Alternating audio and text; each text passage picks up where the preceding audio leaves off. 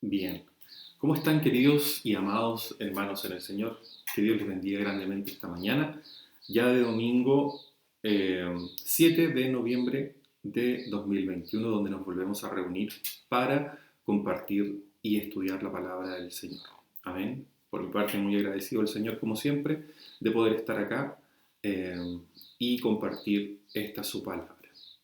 Amén. Vamos a avanzar, vamos a cambiar de pantalla. Entonces, para que podamos revisar el tema de hoy. Bien. El tema de hoy es Jesús es ungido en Betania. Amén. Recordemos que estamos estudiando el libro de San Juan, el Evangelio según San Juan. Bien, y ya vamos en el capítulo 12. Amén. Así que le invito a que oremos al Señor para que Él nos guíe, nos dirija en esta mañana. Amén. Para que Él hable a nuestros corazones, para que Él nos limpie a través de su palabra. Amén, por medio de su Espíritu Santo. Bendito Salvador, te damos muchas gracias esta mañana por tu misericordia, Señor, por tu fidelidad, Señor, renovada, Señor, esta mañana. Gracias, Padre eterno, porque hoy podemos gustar, Señor mío, de tus bondades, Señor, de tu provisión, Padre amado, porque tú tienes cuidado de nosotros, Señor, así como tienes cuidado de las aves, Señor, y tú las alimentas, Padre amado, y las cubres, Señor, y las proteges, Señor. También tienes cuidado de nosotros. Gracias, Padre eterno, porque podemos contar contigo, Señor, porque tú estás con nosotros, aún en estos tiempos difíciles, Señor, que nos toca vivir. Padre Santo, tú eres nuestra esperanza, tú eres nuestro consuelo, tú eres eh, nuestra, nuestra confianza. Te adoramos, Padre eterno, te exaltamos y te ruego tu bendición sobre cada hermano, Señor, sobre cada familia, Padre amado, de la congregación, de tu pueblo, mi Dios. Bendice a tu iglesia, Señor, bendice a tu pueblo. Señor, permítenos, Señor, ser ese pueblo, Señor, que lleva tu luz, Señor, en medio de tantas tinieblas, Señor, que podemos ver hoy. Padre eterno, ayúdanos a brillar, Señor, a que tu luz, Señor mío, se muestre en nuestras vidas. Padre, gracias por tu amor, tu misericordia, y te rogamos, Señor, que nos perfecciones en ti, que nos purifiques, Padre amado, que cada día, Señor, podamos avanzar y crecer, Señor, en tus caminos, en tu palabra, Señor, en tu verdad, en el nombre de Jesús. Amén y amén. Bien, queridos hermanos, eh, vamos entonces a comenzar de lleno con el estudio esta mañana. Bien, y vamos a la lectura bíblica, que se encuentra en San Juan 12, versos 1 al 8. Amén. Dice así la palabra del Señor. 6 días antes de la Pascua vino Jesús a Betania, donde estaba Lázaro, el que había estado muerto, y a quien había resucitado de los muertos. Y le hicieron allí una cena. Marta servía y Lázaro era uno de los que estaban sentados a la mesa con él. Entonces María tomó una libra de perfume de nardo puro, de mucho precio, y ungió los pies de Jesús y los enjugó con sus cabellos. Y la casa se llenó del olor del perfume. Y dijo uno de sus discípulos, Judas Iscariote, hijo de Simón, el que le había de entregar: ¿por qué no fue este perfume vendido por 300 denarios y dado a los pobres? Pero dijo esto no porque se cuidara de los pobres, sino porque era ladrón, y teniendo la bolsa sustraía de lo que se echaba en ella. Entonces Jesús dijo: déjala, para el día de mi sepultura ha guardado esto, porque a los pobres siempre los tendréis con vosotros, mas a mí no siempre me tendréis. Amén. Bien, vamos entonces a hacer un pequeño repaso de lo que venimos estudiando las últimas semanas. Bien, esto ocurre luego de el milagro de la resurrección de Lázaro, ¿verdad? Este varón que vivía en Betania junto a sus hermanas María y Marta. ¿Se acuerdan ustedes que cuando vino Jesucristo, ¿verdad? Ya hacían 4 días que Lázaro había muerto, estaba en el sepulcro, y Cristo le resucitó, le volvió a la vida. Y producto de esto, muchos judíos que habían venido a condolerse por la partida, por la muerte de este varón, creyeron en Jesús. Y ante esto, como vimos la semana pasada, los gobernantes del pueblo judío señalan a Cristo como un peligro para la nación, el templo y todo el sistema político-religioso que ellos representaban. Desde la perspectiva de estos principales gobernantes, era negativo que todo el pueblo creyese en Jesús o llegase a creer en Jesús, pues esto vendría a minar la aparente estabilidad que existía entre Roma y los judíos, la cual les mantenía en una posición de poder que para ellos era bastante cómoda. Finalmente, ¿verdad? Caifás, que era el sumo sacerdote aquel año, en una reunión del Sanedrín impone la autoridad de su cargo y sentencia que es necesario dar muerte a Jesús para salvar a la nación de la ruina, de acuerdo a lo que ellos consideraban, ¿cierto? Lo que no sabía eh, este señor Caifás es que al dar muerte al Señor estaba dictando sentencia de destrucción sobre sus propias cabezas, pues en esa misma generación vendrían los romanos y no dejarían piedra sobre piedra en Jerusalén. Dado este escenario y debido a que todavía no había llegado la hora de Cristo, no había llegado la hora de su partida, Jesús se alejó de Jerusalén hasta el desierto o hasta el límite del desierto junto con sus discípulos. Y estaba, dice la palabra del Señor, cerca la celebración de la Pascua, por lo que muchos judíos fueron a Jerusalén antes de la fiesta de la Pascua para purificarse. Y había en la ciudad mucha expectación sobre la asistencia del Señor a la fiesta. Esta fiesta duraba alrededor de 7 u 8 días. Y por su parte también los principales sacerdotes y fariseos buscaban a Jesús para arrestarle. Entonces, ¿con qué nos quedamos la semana pasada? En el contexto de este relato, en que la gente, los judíos que habían llegado a Jerusalén, mantenían mucha expectación respecto de Cristo y se preguntaban unos a otros dónde estaba, si había de venir o no a la fiesta. Y por su parte también los principales sacerdotes y fariseos buscaban a Jesús para arrestarlo. Amén. Vamos entonces a ver la lección de esta mañana. El primer punto, como usted puede ver ahí en pantalla, es la visita del Señor a sus amigos en Betania. Amén. Nos dice entonces el evangelista: 6 días antes de la Pascua vino Jesús a Betania donde estaba Lázaro, el que había estado muerto y a quien había resucitado de los muertos. Amén. Vemos a Jesús entonces dejando el lugar al que se había retirado y ahora le vemos regresando a Betania, ciudad que estaba muy cerca de Jerusalén, si no me equivoco, a unos 3 o 4 kilómetros. Y podemos analizar o ver los motivos de Jesús para venir a esta ciudad.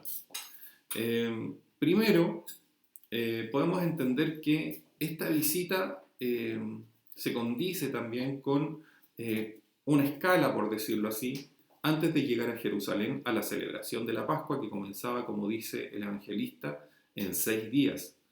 Segundo término, Cristo pasa por Betania como cumplimiento voluntario del propósito de Dios, pues este viaje que Él emprende de retorno hacia Judea, ¿verdad?, hacia Jerusalén, en el fondo es un cumplimiento voluntario, ¿verdad? Se condice con esta entrega del Señor, donde Él pone su vida, ¿verdad?, para volverla a tomar. Veamos el siguiente texto, el que está en blanco, que usted puede ver acá, y dice: por eso me ama el Padre, porque yo pongo mi vida para volverla a tomar. Nadie me la quita, sino que yo de mí mismo la pongo. Tengo poder para ponerla y tengo poder para volverla a tomar. Este mandamiento recibí de mi Padre. Cristo debía cumplir con este propósito del Padre y lo hacía de manera voluntaria. Es por esto que este viaje y esta parada en Betania tiene que ver con este deseo de Cristo de cumplir el propósito del Padre. Amén. Y en tercer punto podemos decir que esta visita se da también por el afecto que Cristo sentía hacia sus amigos en Betania. Esta fue también una visita de despedida. Mire lo que dice San Juan 11:5. Llamaba Jesús a Marta, a su hermana y a Lázaro, ¿verdad? Su hermana, que era María, y también a Lázaro. Cristo amaba a esta familia. Cristo amaba a estos hermanos. Y este no es un amor que Cristo tenga de manera exclusiva, solo con algunos, o de manera aleatoria o arbitraria. Cristo ama a todos los que guardan sus mandamientos. Eh, Hay un pasaje también en San Juan que vamos a estudiar más adelante que dice, vosotros sois mis amigos si hacéis lo que yo os mando. Cuando nosotros hacemos lo que Cristo nos ha mandado por su palabra, cuando nosotros cumplimos los mandamientos y la palabra de Cristo, y la palabra de Dios por supuesto, entonces nos constituimos amigos del Señor, tal como Marta, tal como María y tal como Lázaro. Eh, por lo tanto, hermanos, es necesario que pongamos eh, nuestro empeño en eh, cumplir la palabra del Señor. Amén. De considerar lo que Él eh, nos enseña. Cristo dijo a aquel hombre, a aquella mujer que escucha mis palabras, que las oye y las hace, entonces le compararé a un hombre que edificó su casa sobre la roca. Amén. Y a pesar de las tempestades, de las olas, ¿verdad?, del viento, se mantuvo firme. Amén. Entonces, si vemos el versículo 2 de este capítulo 12, dice, y le hicieron allí una cena. Le hicieron una cena, un banquete, no solo a Jesús, sino que también a sus discípulos. Marta servía y Lázaro era uno de los que estaban sentados a la mesa con él. Amén. Qué maravilla, ¿verdad? Qué bendición. Cómo este Lázaro, que había estado muerto en la tumba, ya sepultado, eh, ahora estaba comiendo, sentado a la mesa con su familia, con sus amigos, eh, tal vez algunos de sus vecinos y con el maestro, ¿verdad? Y sus discípulos. Qué maravilla, ¿verdad? Este Lázaro era un baluarte, ¿verdad? Era una representación viva del poder de Dios. Amén. Eh, Me imagino que Betania no fue la misma después de este milagro que el Señor hizo. Betania no fue la misma porque la fama de Cristo y la fama de esta ciudad debe haberse multiplicado enormemente producto de lo que Cristo hizo en ese lugar. Amén. Si vemos este versículo 2, vemos el esmero de sus amigos por recibirle con una cena. Los invitados eran por lo menos 15 en este gran banquete que le hicieron a Cristo.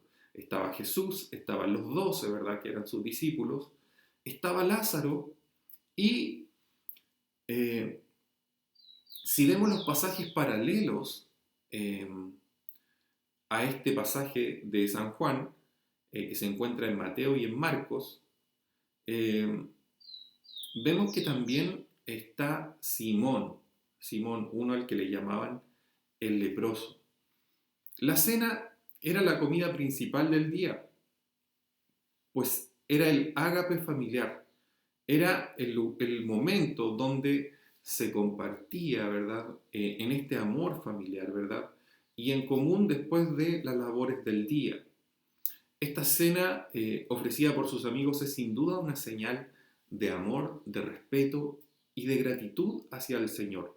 Y seguramente también para disfrutar una nueva oportunidad para conversar, ¿verdad?, libre y gozosamente con nuestro Salvador.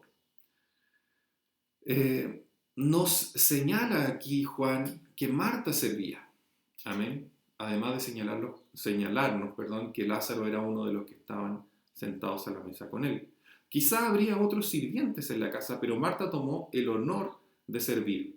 Asimismo, nosotros, hermanos, no debemos tener en menos realizar cualquier servicio con el que el Señor sea glorificado. Ningún servicio para el Señor es en vano. Amén. Y ningún servicio para el Señor es despreciable, sino todo lo contrario. Como sabemos, Cristo había reprendido a Marta en otra ocasión por estar preocupada de mucho servicio, como dice literalmente el pasaje, afanada en demasía, y le reprende también por no preferir atender a las enseñanzas del Señor, como sí lo hacía su hermana María. Pero esto, hermanos, no debe ser malentendido. dado que esta reprensión anterior a Marta no significa que debemos menospreciar o descuidar el servicio hacia los demás, dado que el Señor mismo se presenta como un modelo de servicio hacia nosotros. Amén. Esto usted lo puede comprobar en Lucas 22, 27b, como aparece ahí en el último texto que está aquí en blanco en la pantalla, donde Cristo, después de darle una enseñanza a sus discípulos, ¿verdad? Porque ellos se peleaban por saber quién iba a ser el mayor entre ellos. Jesús les dice: mas yo estoy entre vosotros como el que sirve. Amén. Él es un modelo, un ejemplo de servicio que nosotros debemos seguir. Amén. Bien, vamos al segundo punto. Luego entonces de ver el contexto y los motivos del Señor para esta visita a sus amigos en Betania, entonces vamos a ver el hecho particular y especial que ocurre, donde María unge al Señor. Nos dice el evangelista: entonces María tomó una libra de perfume de nardo puro, de mucho precio, y ungió los pies de Jesús, y los enjugó con sus cabellos, y la casa se llenó del olor del perfume. Amén. Mateo y Marcos nos muestran la misma escena. Como ya le había mencionado, hay pasajes paralelos en estos otros evangelios. Vamos a ver lo que nos dicen o cómo nos relatan los otros evangelistas este mismo pasaje. Y estando Jesús en Betania, en casa de Simón el leproso, fíjese usted, lo que ya anticipábamos hace un rato. Jesús estaba en Betania, pero estaba en casa de Simón el leproso. Inicialmente, ¿verdad? Uno al leer San Juan solamente se imagina que esta cena se hizo en casa de Lázaro y sus hermanas, pero no fue así. Fue en casa de Simón el leproso. Vino a él una mujer, dice Mateo, con un vaso de alabastro de perfume de gran precio, y lo derramó sobre la cabeza de él, estando sentado a la mesa. Bien, aquí vemos entonces que Mateo nos entrega otros detalles. Primero, e importante, lo de la casa de Simón, ¿verdad? El que había sido leproso y que seguramente Cristo había sanado, ¿cierto? De hecho, por eso estaban sentados a su mesa. Vino a él una mujer, que Mateo no especifica quién era, ¿verdad? Nosotros hoy ya sabemos que era María, la hermana de Lázaro, con un vaso de alabastro. Amén. El alabastro, hermanos, era el envase que contenía este perfume de gran precio, y lo derramó sobre la cabeza de él estando sentado a la mesa. Lo derramó sobre la cabeza de Cristo, nos señala Mateo. Veamos lo que nos dice Marcos. Más abajo dice en el capítulo 14, verso 3, pero estando él en Betania, amén, nos vuelve a decir lo mismo que Mateo, en casa de Simón el leproso, también, ¿verdad? Y sentado a la mesa, vino una mujer, tampoco nos especifica quién era la mujer, con un vaso de alabastro, ¿verdad? Entonces, un vaso de alabastro, ese era el material del vaso o el frasco, de perfume de nardo puro, amén. Y aquí nos señala entonces Marcos, tal como Juan, tal como Juan, que el perfume era de nardo y era puro, amén, puro perfume de mucho precio. Y quebrando el vaso de alabastro, me imagino que este vaso, ¿verdad?, venía sellado, completamente cerrado, para evitar que el perfume se fuera disipando y que finalmente este perfume fuera perdiendo su valor y su aroma. Amén. Y quebrando, nos dice Marcos, nos añade entonces Marcos este detalle, que esta mujer no fue y derramó solo unas gotas de el contenido de este vaso de alabastro sobre la cabeza de Cristo y sobre los pies de Cristo, como nos dice Juan, sino que quebró el vaso, entregó, derramó ese vaso completamente sobre el Señor. Amén. Entonces, para ordenarnos un poco en estos pasajes paralelos, notamos algunos detalles que no se encuentran en Juan. Mateo y Marco indican que esta cena se realizó en casa de Simón el leproso, ¿verdad? ya lo vimos. Marco refiere también el interesante detalle de que María quebró el vaso de alabastro, con lo que da a entender que era un frasco nuevo y no lo que había sobrado o lo que le quedaba. Segundo, que María ofreció al Señor todo el contenido del frasco sin reservarse una sola gota del valioso perfume. Mateo y Marco, hermanos, dicen que María derramó el perfume sobre la cabeza de Jesús, mientras Juan nos indica que María ungió los pies de Jesús. Ahora bien, debemos considerar que al usar todo el contenido del frasco, no cabe duda de que hubo suficiente perfume para ungir la cabeza del Señor y derramar el resto sobre los pies en tal cantidad que hubo necesidad de enjugarlos. Amén. Eso es lo que nos dice acá en el texto en amarillo, ¿verdad? Que usted puede ver en pantalla.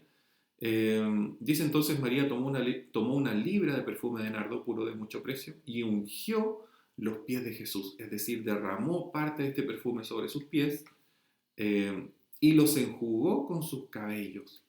Amén. ¿Qué quiere decir esto de que los enjugó? Enjugar, según el diccionario, es eliminar la humedad o el agua de la superficie de una cosa con una esponja o paño absorbente. Amén. En este caso, hermanos, María derramó tal cantidad de perfume sobre la cabeza y sobre los pies de Cristo que fue necesario, y seguramente ella no estando en su casa, ¿verdad? Y no teniendo a la mano algo con que secar los pies de Jesús, pues fue tal cantidad el perfume que ella derramó sobre sus pies que fue necesario secarlos, enjugarlos, amén, y lo hizo con sus cabellos, amén. De acuerdo a lo que señalan los estudiosos, en este acto María desprecia las normas del país y de los orientales en general, donde no era bien visto que una mujer soltase su cabello en presencia de hombres. Amén. Pero nosotros sabemos que en este acto de María no había ninguna otra intención más que eh, darle honor al Señor, expresarle su profundo aprecio, amor y gratitud al Salvador. Amén. Entonces vemos cómo María, hermanos, quiso ofrecer lo mejor que tenía al Señor. El perfume que María usó en esta ocasión era de mucho precio. Eh, Mucho precio. Marcos y Juan indican especialmente el valor estimado del perfume, que eran 300 denarios, mientras que Mateo recalca que era de gran precio. Ahora, hermanos, si nosotros consideramos que un denario era la paga de un día de trabajo para un jornalero, para una persona que trabajaba al día en actividades principalmente agrícolas,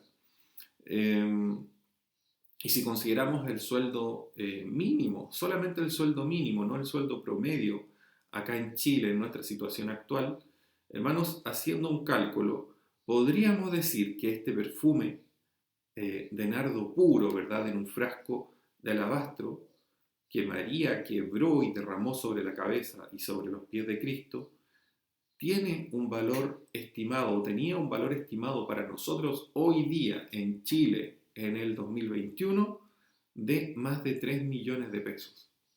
Eso es, hermanos, el costo que significaba para una persona en aquella época, o que significaría para nosotros en esta época, obtener un perfume de tal calidad y de tal características como el que María derramó sobre los pies de Cristo.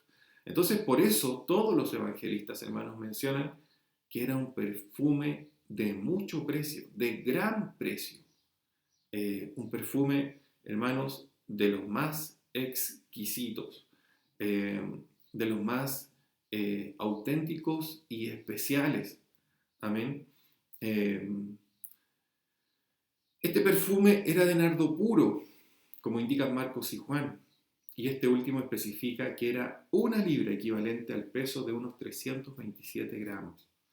Solo Juan nos señala el detalle de que la casa se llenó del olor del perfume, lo que evidencia la gran cantidad de ungüento que María derramó sobre Jesús.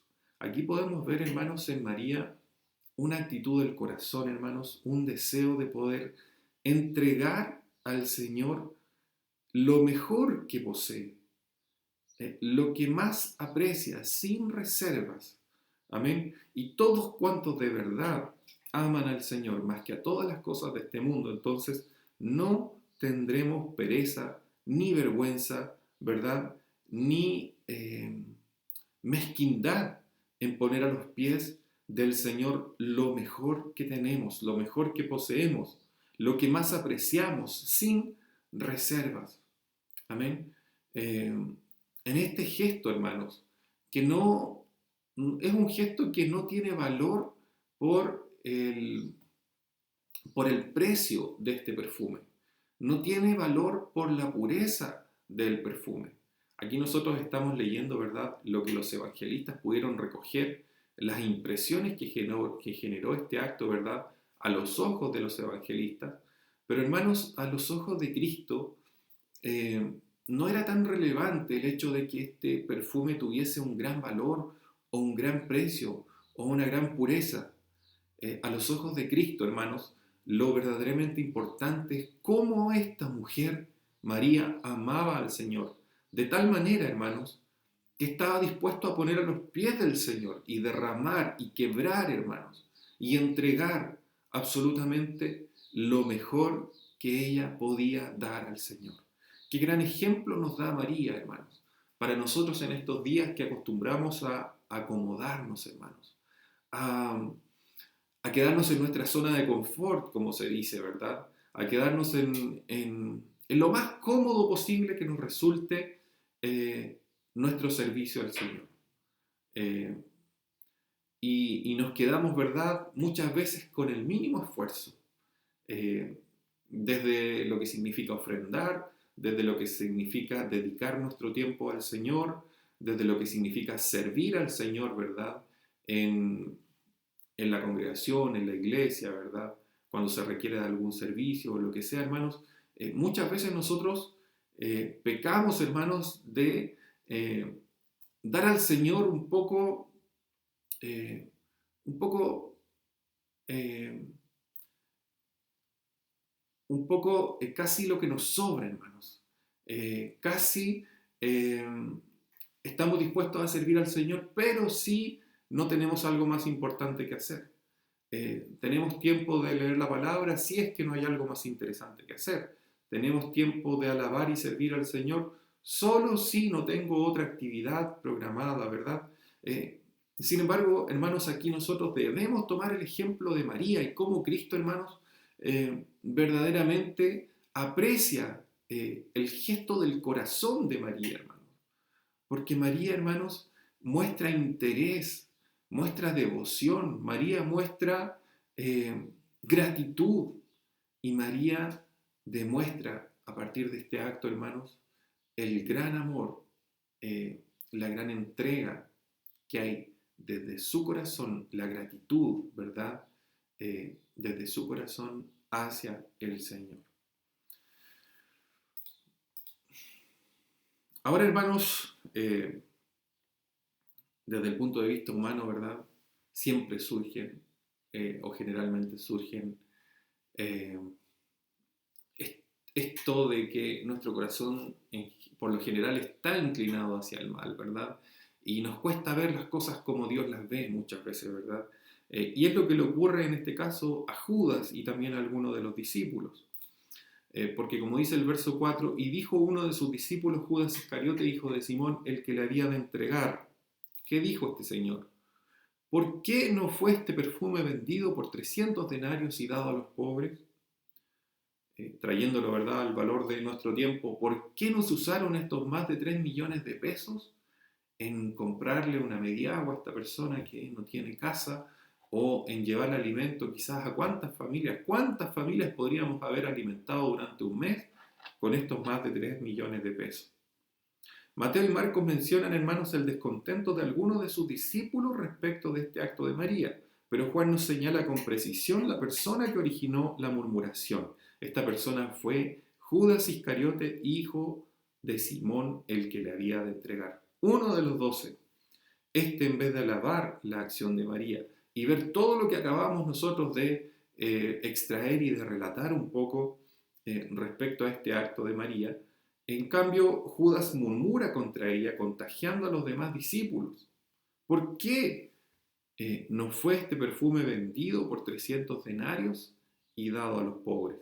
Vemos acá entonces el pretexto que usa Judas para justificar su desagrado. Aquí aparece la caridad para con los pobres como un manto bajo el que se oculta solapadamente la más vil de las codicias.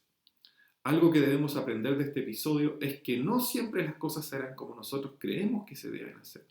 Eso es una lección, ¿verdad?, que nosotros debemos considerar y aprender, ¿verdad? Porque a veces en nuestro orgullo creemos que todas las cosas deben hacerse como nosotros creemos, y si no es así, entonces no está bien de acuerdo a nuestro criterio.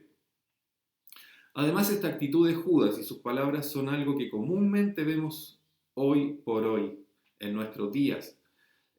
Tanto dirigentes, políticos y personas que les siguen, muchas veces se esconden bajo un manto de caridad y preocupación por los pobres, sus ansias de poder, el deseo de imponer su ideología y sus intereses mezquinos y egoístas, tal como lo está haciendo en esta ocasión Judas Iscariote. Muchos hoy en día, hermanos, sobre todo en estos días, nosotros podemos ver en nuestro país, a mi juicio, ¿verdad?, en mi opinión personal, que muchos pretenden ser la voz del pueblo, de los pobres, perdón, pero muchas veces solo están interesados en alcanzar sus propios objetivos personales. Y cuando llegan al poder se olvidan de los pobres.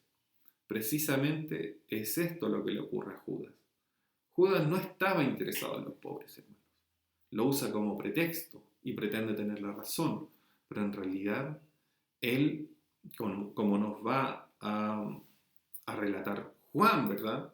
En el verso 6, leámoslo al tiro, dice, pero dijo esto no porque se cuidara de los pobres, sino porque era ladrón, y teniendo la bolsa sustraía de lo que se echaba en ella. Dijo esto no porque se cuidara de los pobres, no porque tuviese aprecio o estuviese preocupado por los pobres, sino porque era ladrón. Y teniendo la bolsa, es decir, él administraba la bolsa que tenía los aportes que recibía el Señor y sus discípulos, ¿verdad? Y a partir del cual se mantenían, Judas sustraía de lo que se echaba en ella.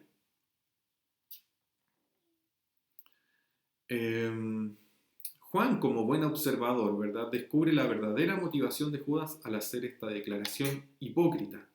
El comentario de Judas no se origina en su caridad hacia los pobres, sino de su avaricia.